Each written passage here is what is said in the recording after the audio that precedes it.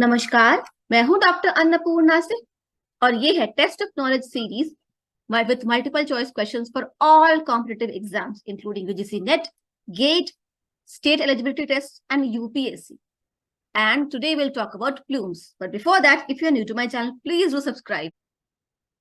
If you like this video, please share it with at least 3 friends or WhatsApp groups as Guru Dakshina. Question number 1. Which of the following statements about plumes are correct? A. Plumes are a column of polluted air coming out of a stack. True.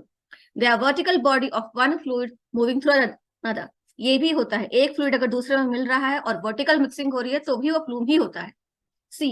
Plume is the path and extent of gaseous pollutants emitted from a source, usually a stack, which is a chimney. तो ये भी सही है कि chimney से जो धुआं निकलता है वो कितनी ऊपर तक और कितनी दूर तक गया, इसी को प्लूम कहते हैं. तो ये सभी प्लूम्स के अलग अलग डेफिनेशंस हैं. और D, the behaviour of plumes is governed by the localised air stability, that is stability of the surrounding air. ये भी सही है कि प्लूम जो path and extent of gases pollutant है वो डिटरमाइन होता है कि आसपास की हवा कैसी है, लैप्स रेट का क्या हिसाब किताब है और इन्वर्जन कंडीशन है या नहीं. तो स्टेबिलिटी इंपॉर्टेंट होती है. तो ये सभी स्टेटमेंट सही हैं. Choose the correct option from the codes. A and B are correct, B and C are correct, A, B and C are correct. A, B, C and D all are correct. D is the correct answer. A, B and C and D all are correct. ये सभी बातें plumes के बारे में सही हैं. और एक क्वेश्चन मैंने इसलिए डाला था कि एग्जाम में इनमें से कोई भी एक डेफिनेशन लिख दी जाएगी और आपको पूछा जाएगा कि ये प्लूम्स के बारे में सही है कि नहीं, या फिर ये किसके बारे में है. तो आपको पता होना चाहिए कि ये प्लूम के बारे में सभी बातें सही हैं. So all of these facts are true about plumes. So when you have a question on plumes on exam, you can answer it. Question number 2. According to the Gaussian plume model, H is equal to Hs plus delta H, where A, Hs is equal to stack height, delta H is equal to plume rise above the stack, Hs is equal to height of plume above the source of or stack, and delta H is equal to stack height. Choose the correct option from the codes below. Only A and B are correct, only A and D are correct, only C and D are correct, या only B and C are correct. The correct option is A. Only A and B are correct. Delta H is equal to stack height, क्योंकि S stands for stack and H stands for height. Delta H is equal to plume rise above the stack. So A is the correct answer. Okay. Question number 3. तो question number 3 ये है, what does Gaussian plume model describe? Gaussian plume model क्या describe करता है? A, concentration and distribution of air pollutants in ambient air after they are released from a source. सही है. B, concentration and distribution of water pollutants in a water body. ये भी सही है. Concentration and distribution of solute in a solvent. So Gaussian model describes actually all of these: concentration of air pollutants in ambient air, concentration and distribution of water pollutants released in a water body, and concentration and distribution of solute in a solvent.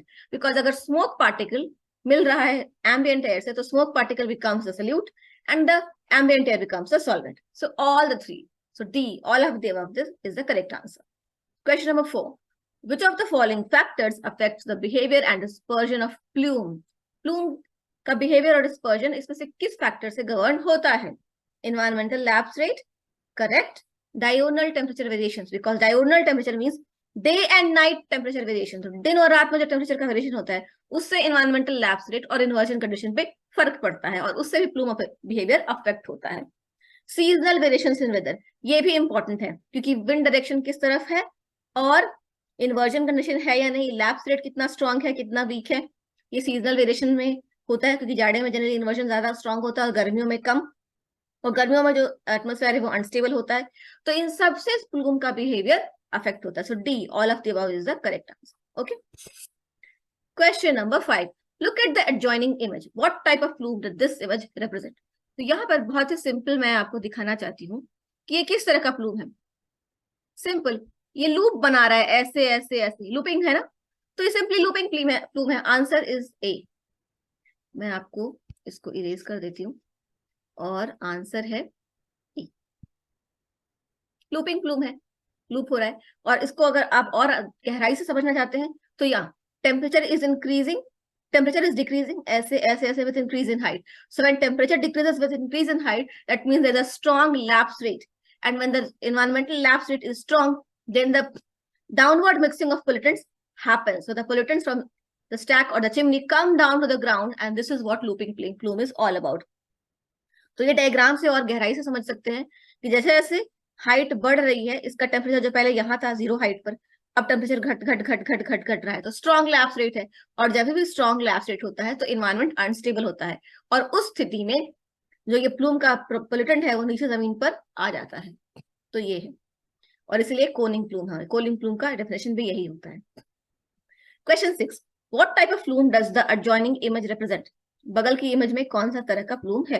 Adjoining image है ये, तो ये simple एक कोन की तरह बना रहा है ऐसे। मैं आपको अभी इसको अनोटेट करके दिखा देता हूँ, ठीक है। ये कोन की तरह ऐसे बना रहा है, कोन है तो ये कोनिंग प्लूम है, इसमें कुछ ज्यादा रॉकेट साइंस है ही नहीं, इट्स अ कोनिंग प्लूम, ठीक है। Answer is a, Koenig plume. और इसका जो डेफिनेशन है, अगेन हाइट के साथ आप देख सकते हैं कि टेम्परेचर जो है घट रहा है। यहाँ पर लैप्स रेट ये होना चाहिए था, बट इसका टेम्परेचर हाइट के साथ बहुत ज्यादा नहीं घट रहा है, तो नीचे जो है वो बहुत स्ट्रॉन्ग लैप्स रेट नहीं है। और जब स्ट्रॉन्ग लैप्स रेट नहीं होता है तो डाउनवर्ड मिक्सिंग ऑफ पोल्यूटेंट्स नहीं होता है, क्योंकि जब लैप्स रेट स्ट्रॉन्ग नहीं है मतलब कि इन्वायरमेंटल कंडीशन ऑलमोस्ट स्टेबल है, तो डाउनवर्ड मिक्सिंग ऑफ पोल्यूटेंट ज्यादा नहीं होगा, और तब ये जो है हॉरिजॉन्टल मिक्सिंग ज्यादा होता है, तो कोनिंग प्लूम होता है, ठीक है। Question 7, what type of plume is likely to form under the following conditions? In following conditions में कौन सा तरह का प्लूम बनेगा? A strong inversion condition 5 feet below and the chimney and 5 feet above the chimney.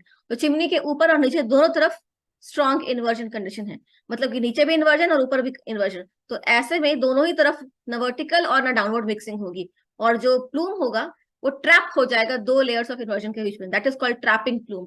When the bottom of the chimney and the top of the and above the chimney both have inversion layers, and the plume gets trapped between the two inversion layers, and no vertical mixing happens, only horizontal mixing happens. So A is the correct answer.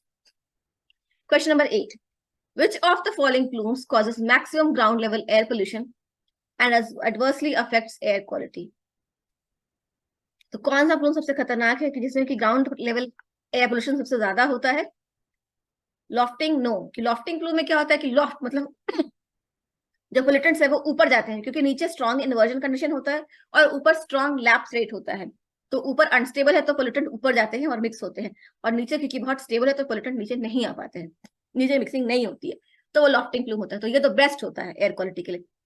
इसके अलावा fumigating plume होता है, उसमें क्या है, नीचे strong lapse rate होता है, जमीन से लेकर चिमनी की हाइट तक स्ट्रॉन्ग लैप्स रेट है, इन्वायरमेंटल कंडीशन अनस्टेबल है, और सारे जो पोल्यूटेंट चिमनी से निकलते हैं वो नीचे आके मिक्स हो जाते हैं क्योंकि नीचे काफी हलचल है।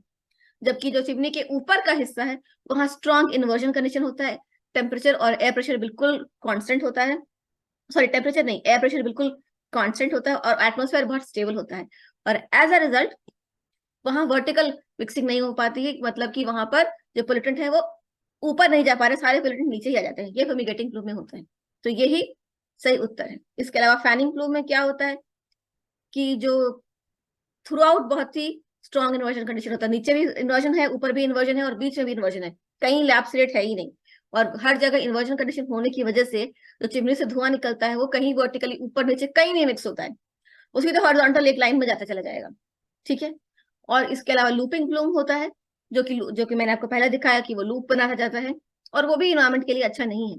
लेकिन सबसे जो खराब होता है उसमें गेटिंग प्लूम होता है, क्योंकि उसमें सारे पोल्यूटेंट सीधे नीचे आते हैं, क्योंकि नीचे का चिमनी के नीचे का कंडीशन में लैप्स रेट स्ट्रॉन्ग है और इन्वायरमेंट अनस्टेबल है, हवा में हलचल है और सारे पोल्यूटेंट्स नीचे आ जाते हैं। So B is the worst. Okay, question number 9, which of the following types of plumes causes least downward mixing of air pollutants and is best for ground level air quality? यहाँ और लिखा है मैं इसको, वो होता है लॉफ्टिंग प्लूम। लॉफ्ट मतलब हाई, ऊंचाई पर जाता है प्लूम, नीचे नहीं आता है, और इसकी वजह से सारे ग्राउंड लेवल पोल्यूटेंट जो है, ग्राउंड लेवल पोल्यूटेंट्स नहीं आते हैं, पोल्यूटेंट ऊपर हवा में चले जाते हैं, और ग्राउंड लेवल पे पोल्यूशन मिनिमल होता है, और वो होता है लॉफ्टिंग प्लूम, जो आंसर है ए।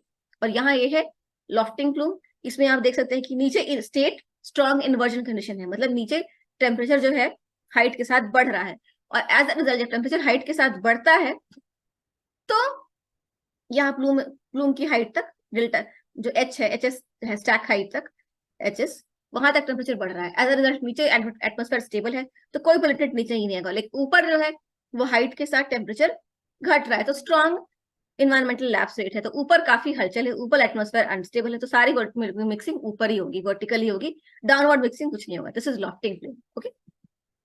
Question 10. Match the following types of plumes. List 1 with atmospheric conditions. List 2. A. Fanning plume. Fanning plume, fumigating plume, lofting plume, trapping plume, or is there extreme inversion conditions throughout? Surface inversion underlying a strong lapse rate. Strong lapse rate, inversion conditions a few feet above and below the stack. तो stack के ऊपर और नीचे दोनों तरफ ये है inversion condition. तो ये क्या होगा? ट्रैपिंग प्लूम होगा, तो डी को 4 से मिलाएंगे. तो डी को फ्लोर से कहाँ मिलाए? ऑप्शन 1 पे. और ए को तो हम 1 से मिलाएंगे, fanning plume, extreme inversion conditions through out. और फिर है फ्यूमिगेटिंग प्लूम, बी को 3 से मिलाते हैं. स्ट्रॉन्ग लैप्स रेट, ये भी हमने डिस्कस किया. और सी लॉफ्टिंग प्लूम, सी को 2 से. Surface inversion underlying a strong lapse rate. Underlying मतलब नीचे है, सरफेस इन्वर्जन नीचे है और स्ट्रॉन्ग लैप्स रेट ऊपर है, तो वो कब होगा? फ्यूमिगेटिंग. तो वो कब होगा? लॉफ्टिंग प्लूम में, क्योंकि नीचे सरफेस इन्वर्जन है, एटमॉस्फेयर स्टेबल है, तो नीचे मिक्सिंग नहीं होगी. ऊपर स्ट्रॉन्ग लैप्स रेट है, एटमॉस्फेयर अनस्टेबल, तो सारे पोल्यूटेंट्स ऊपर चले जाएंगे. ठीक है, तो करेक्ट आंसर इज ए. सबको सही से मैंने मिला दिया. I hope what we discussed today was pretty useful for you. In case you have any doubts or disagreements, please do let me know in the comments below. And please do check out the description box for more such practice tests. And if you like this test, please share it with at least 3 friends or WhatsApp groups as Guru Dakshina. Jai Hind.